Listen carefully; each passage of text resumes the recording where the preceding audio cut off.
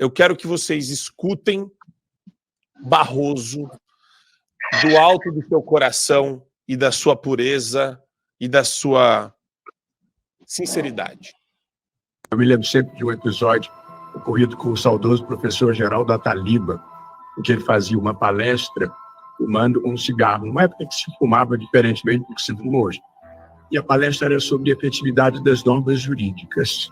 Ao final da palestra dele, em que ele fumou durante todo o tempo, um cidadão levantou na plateia e falou assim: professor, o senhor fala tanto em efetividade das normas jurídicas, mas o senhor ficou fumando o tempo inteiro e aqui há placas dizendo proibido fumar. E o Geraldo, que era um homem extremamente criativo, disse assim: meu amigo, o seu problema é a deficiência na interpretação das normas jurídicas. A placa que diz proibido fumar está aqui atrás de mim. Portanto, evidentemente, ela não se aplica a mim, porque eu não consigo ler de costas. E a outra placa está aí no auditório, que significa que só não pode fumar no auditório. De modo que eu não descumpri norma alguma. De modo que a interpretação é sempre sujeita às múltiplas visões da vida, aqui mesmo dessa tribuna.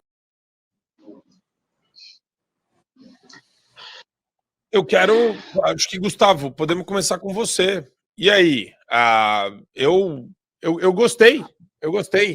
É assim que ele enxerga mesmo a Constituição, a legislação. O cara está sendo sincero.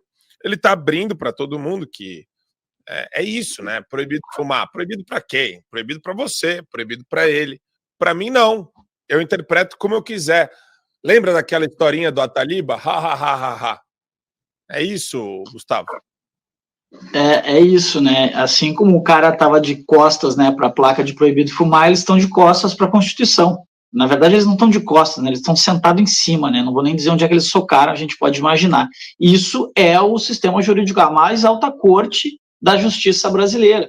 E ele se coloca assim, eu concordo contigo, é bom que eles estão se sentindo tão livres e tão poderosos que eles falam disso sem o menor problema. A gente faz uma interpretação criativa aqui, de acordo com as nossas vontades, de acordo com a nossa ideologia, e tudo bem, kkk, a gente está de costas para a Constituição. Ou seja, esse é o ordenamento jurídico brasileiro hoje. É por isso que eu falo sempre aqui, isso vai ter uma cicatriz nas instituições brasileiras que vai durar muito tempo. O ordenamento jurídico brasileiro e mais, né? Eles têm se colocado sem ter essa é como eles estão sentados em cima da Constituição, eles não conseguem mais ler, mas lá diz que o sistema jurídico não é um poder político, mas eles têm se colocado, inclusive falado sobre isso, e aí sim, né, a gente falava da pauta anterior de interferência, o STF sim tem sido uma interferência na política brasileira, o STF sim tem interferido na democracia, e não é para defendê-la, é para cabresteá-la, é muito diferente. O que eles chamam de defesa, na verdade, é botar ela, né? Eu ia usar um termo aqui, equino, que talvez as pessoas não entendessem, mas enfim, é para ordenar para onde eles querem levar, não é para defendê-la.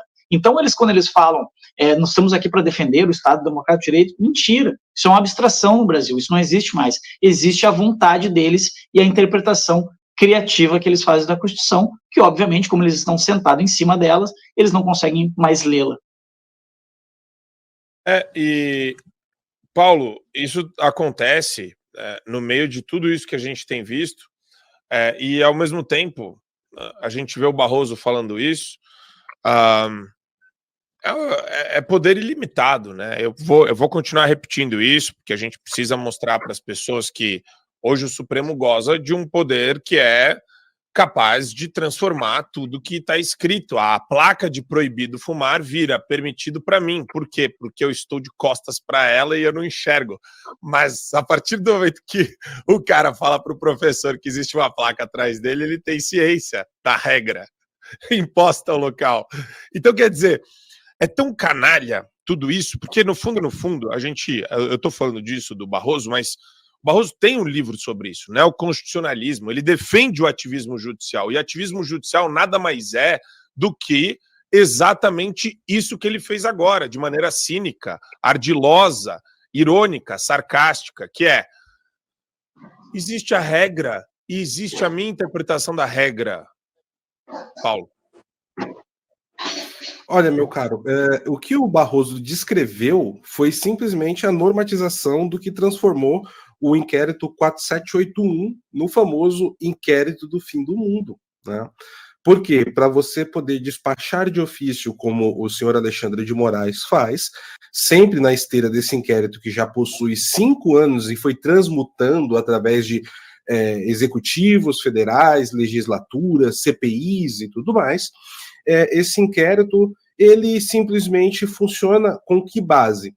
Que um ministro do STF, ele pode trabalhar de ofício, ele pode, né, fazer o que o Alexandre de Moraes faz a partir do momento que um crime tenha acontecido dentro das dependências do Supremo Tribunal Federal.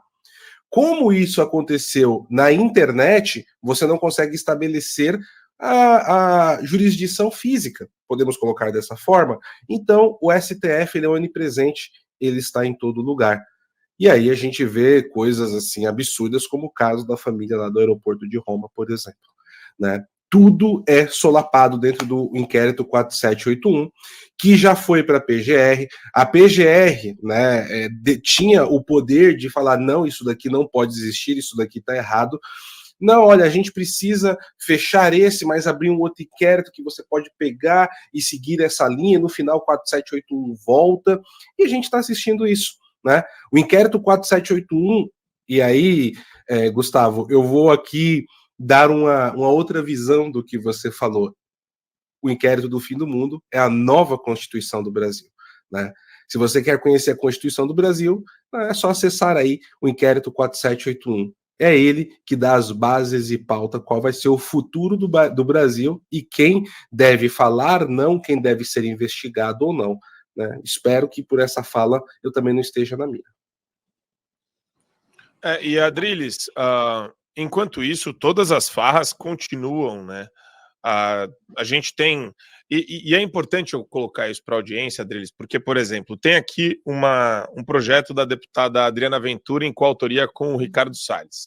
Regras para limitar mercado de palestras de autoridades dos 3 poderes, mas ministros dos tribunais superiores, desembargadores e juízes são os campeões em participação desses eventos remunerados que muitas vezes não observam regras de suspeição e de impedimento nos casos, né, das empresas que patrocinam, das pessoas que representam as empresas patrocinadoras, que pagam cachê. E, no fundo, Adriles, se cai no colo da Suprema Corte a lei que a Adriana Ventura está querendo votar, eles mudam conforme o interesse deles, e a gente já viu como eles fazem a interpretação jurídica. Vamos lá, 2 pautas. Vou comentar as 2, Marco Antônio.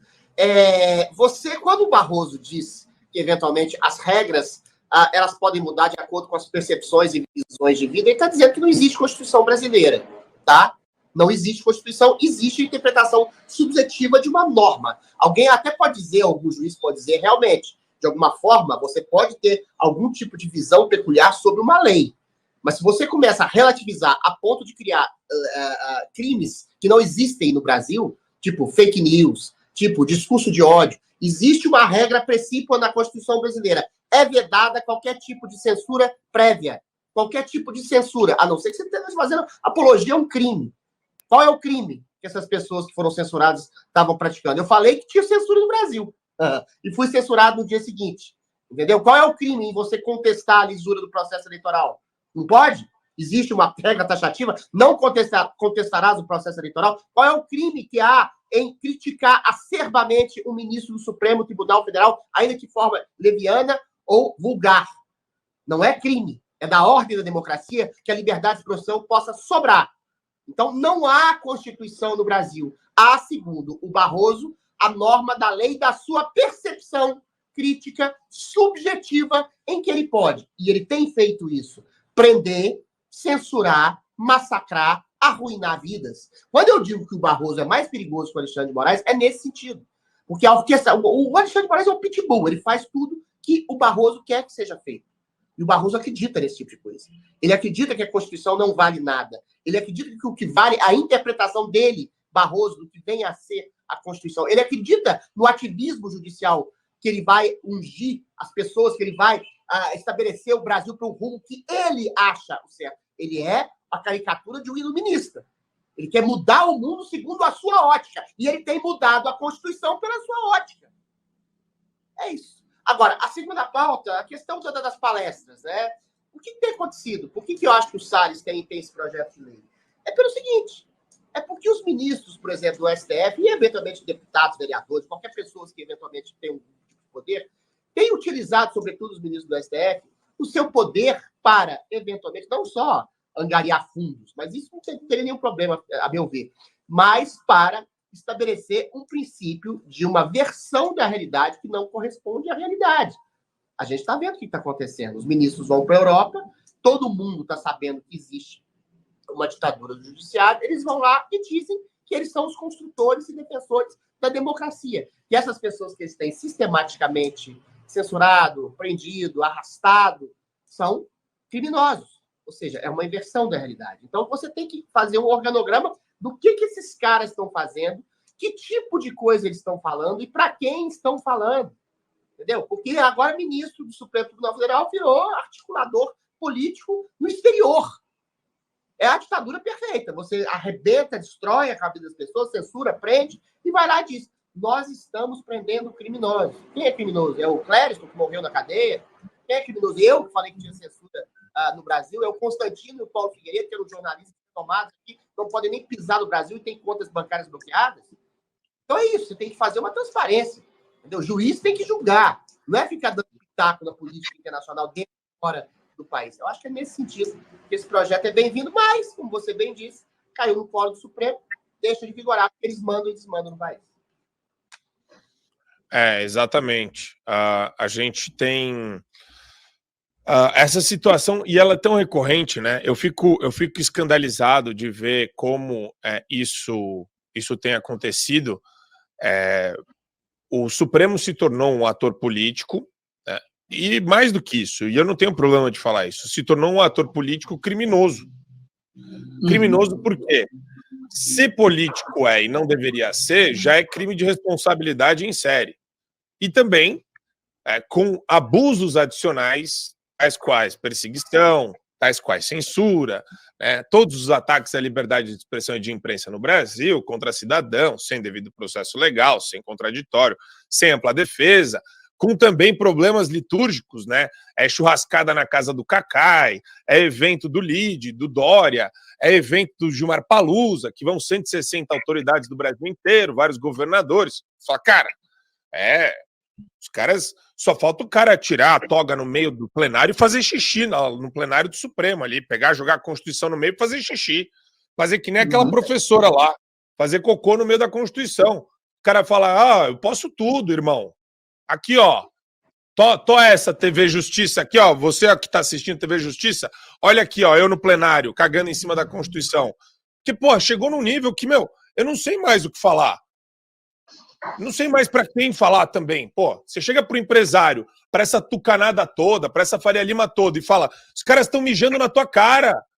Não é só na cara da Jupira, do Clériston, não é na cara de todo mundo, sabe? O Clériston, da memória dele.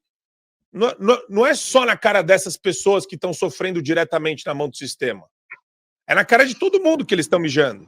E mija assim, ó, mija tranquilo, mija feliz. Sabe? Pô, é um despautério um negócio desse. É um negócio que, porra, sabe? Eu tava com a Cris Grêmio lá em Curitiba e eu encontrei um grupo de jovens da Federal do Paraná. Eu falei, gente, vocês conseguem entender que vocês estão estudando direito, sei lá, primeiro, segundo ano, vocês conseguem já enxergar que esses ministros cometem crimes em série o tempo todo? E assim, a posição da turminha é unânime. Aí, como é que os professores fazem? Eles tentam não tocar muito nesse assunto, eles protegem o Supremo, eles blindam o Supremo. Sabe, a gente tem um processo de mudança e de transformação no Brasil que, se não colocar o Supremo como prioridade máxima, não importa. Não importa quem vai ser o próximo prefeito.